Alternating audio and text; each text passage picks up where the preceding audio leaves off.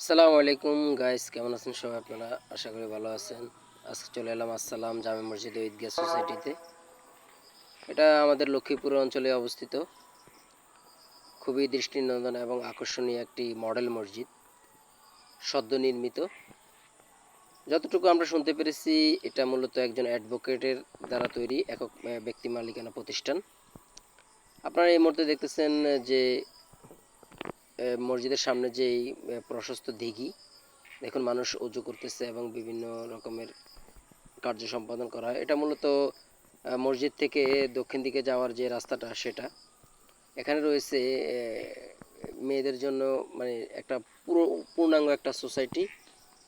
এখানে সমস্ত কিছু রয়েছে, মাদ্রাসা, লাইব্রেরি এবং দৃষ্টিনন্দন পার্কেরও ব্যবস্থা আছে সামনে। তো আমরা দেখতে থেকে চলে এসেছি এই মুহূর্তে মসজিদের মূল ফটকে।